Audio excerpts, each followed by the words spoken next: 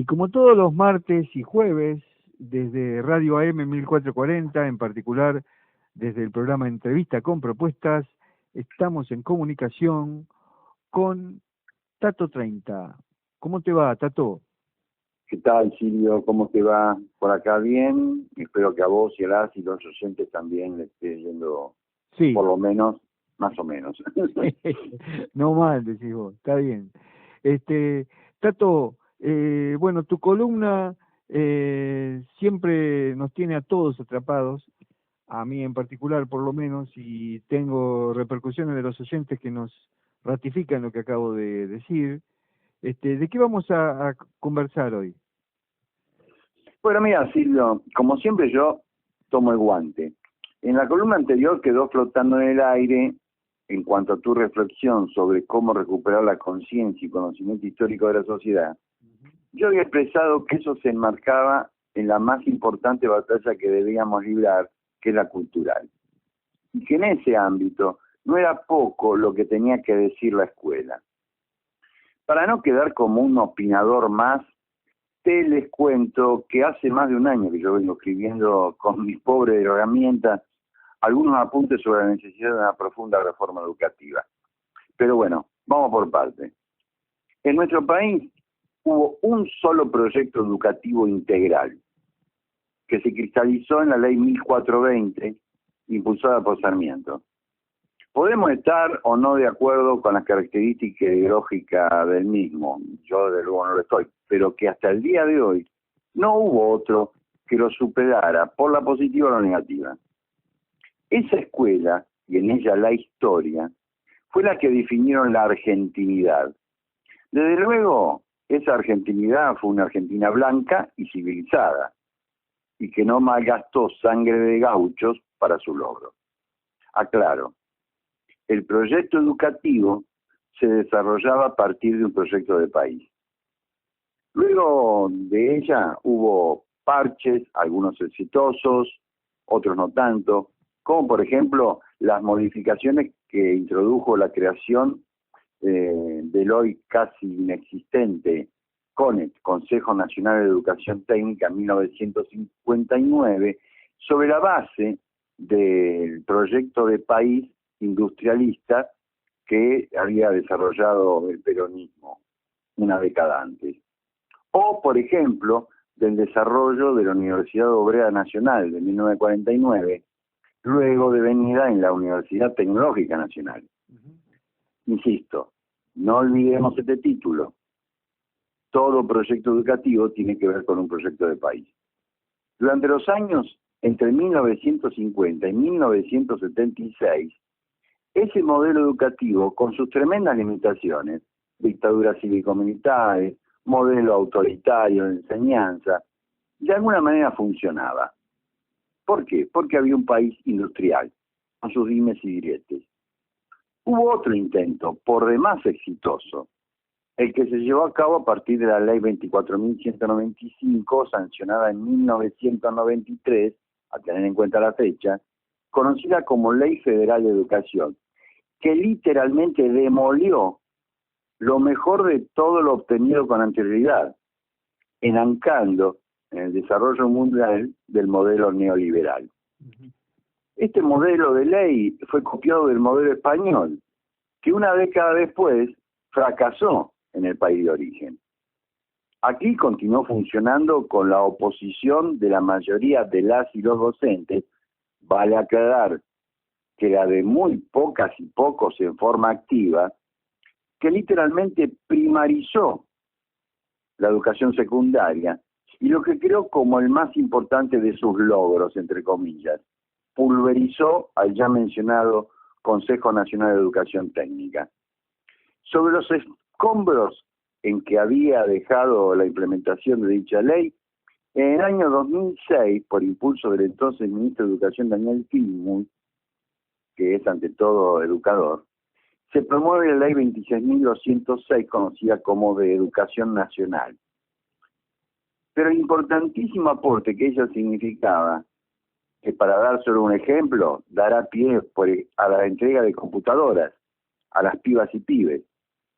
Pero todo eso caerá en agua de borrajas ante la oposición de no pocas y pocos docentes. No se asusten los de ácidos docentes, esto trata de ser una cuestión descriptiva. Y aquí vale una pequeña digresión. ¿Por qué digo lo que digo? El desarrollo del neoliberalismo como modelo económico no se hubiera sostenido sin un marco sociocultural que lo contuviera. ¿Quién era ese marco? ¿Qué era ese marco? Una ingeniería social que la Ley Federal de Educación lleva adelante.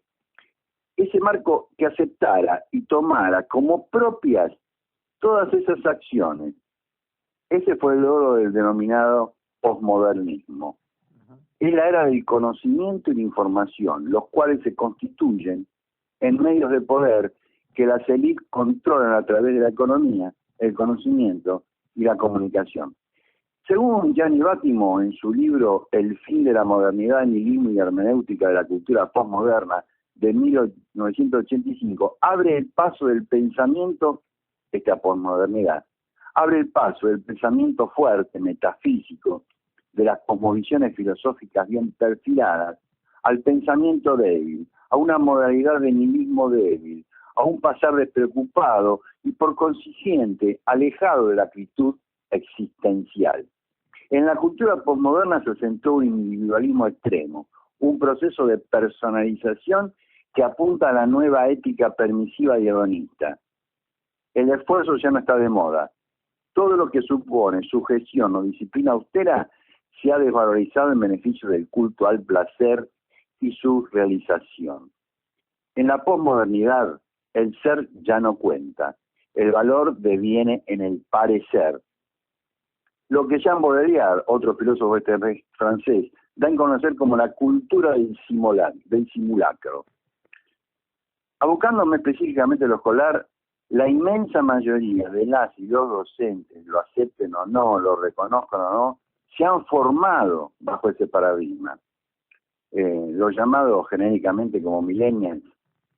Escribe una psicóloga social española, Moray Jiménez, el fomento del aprendizaje individualista en detrimento de la cooperación nos hace seres responsables de nuestro rendimiento, meritocracia. Y mientras se personaliza el fracaso, el que fracasa sos vos, no el sistema, el éxito parece atribuirse a los propios principios de enseñanza, como una suerte de sesgo de autoservicio de la institución. Sus jerarquías rígidas se imponen como signo inequívoco de la estratificación y el poder. Y la utilización interesada de determinados procedimientos nos lleva al acostumbramiento. Pero, acá dejo a la psicóloga social, pero con un elemento que agrava más la situación, su formación y su práctica docente, la estructura en su raíz, sigue siendo la del siglo XIX. División de las áreas del conocimiento de materia, de profunda raíz positivista, separación de las y los alumnos en grados o cursos, preeminencia del saber docente sobre los saberes del alumnado. En cuanto a la institución escolar, la misma sigue siendo piramidal y verticalista, casi militar, y extremadamente burocrática. No de otra manera se puede entender que una inmensa mayoría de las y los docentes hayan aceptado y todavía aceptan el modelo del recientemente derrotado experimento oligárquico. Ante todo esto, la pedagogía que hoy continúa siendo revolucionaria de Pablo Freire, María Montessori y la misma Olga Cosentini, quedaron en el olvido o son utilizadas hoy como meros eslogan de moda. Sería deshonesto de mi parte dejar de mencionar el tremendo esfuerzo que hacen no pocas y pocos docentes, demasiados pocos para mi gusto, en defensa de esa línea pedagógica.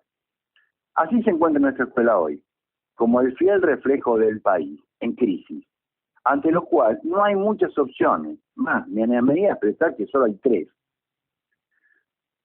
Perdón. O volvemos a la implementación de parches, retomando la base de la ley 1420 de 1884, o continuamos desarrollando el modelo meritocrático, o realmente realizamos un cambio profundo que deberá ir de la mano, y como ya expresé, de un proyecto de país Vos mencionaste en la columna anterior sobre la correlación de fuerzas. Aunque esa correlación de fuerzas no sea en estos momentos favorables para una educación inclusiva, solidaria, cooperativa, pública y gratuita, eso no nos impide que aquellas y aquellos docentes comprometidos con las causas nacionales y populares no comiencen a desarrollar propuestas para un país y una sociedad, valga la redundancia, inclusivo, solidario y cooperativo. Propuestas que las y los docentes, que sin ser la mayoría, continúan en el día a día y en el terreno desarrollando experiencias originales y exitosas. Propuestas que deben alejarse y que se alejan lo más posible de los tecnócratas que siempre están de la educación, la mayoría de las y los cuales jamás pisaron un aula, y menos un aula de una escuela en barrios populares. Para finalizar, hay un concepto que personalmente yo había dejado de utilizar, dado los tiempos que corrieron y corren, pero que hoy retomo, y que aún más creo que es necesario retomar, y es el concepto de revolución. Pero no ya en los términos marxistas-leninistas.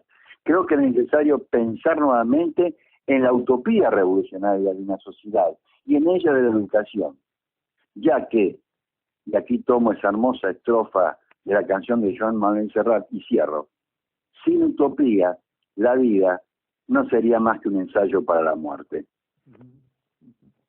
Está bueno, Francis. ¿Qué título le pondrías a la columna? No obstante, más allá de lo que acabas de mencionar recién como referente a la utopía, digamos. Yo creo que en este momento es necesario, es muy difícil, pero es muy necesario este concepto que tiene. Yo denunciaría como en tanto educación, o sea, una utopía revolucionaria en educación. O sea, es necesario, porque si yo me proyecto a 5, me voy a quedar en 2. Pero si me proyecto a 10, seguramente me voy a quedar en 7 o en 8. Con lo cual yo creo que acá hay que hacer, es un cambio de paradigma de educación. Me arriesgo, sí, que desde luego corre por cuenta mía. La escuela implotó.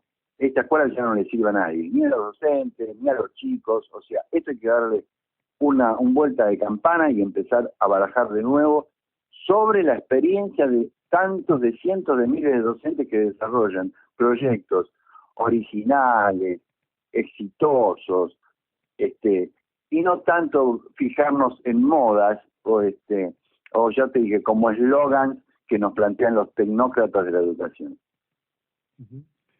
Muy bien, Tato. Muy claro todo y muy comprometido con la realidad, como siempre, va.